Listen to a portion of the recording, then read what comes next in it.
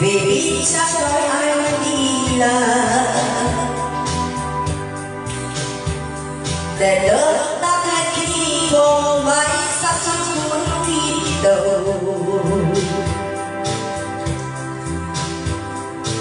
và đúng tới lúc khi tình em lấy đau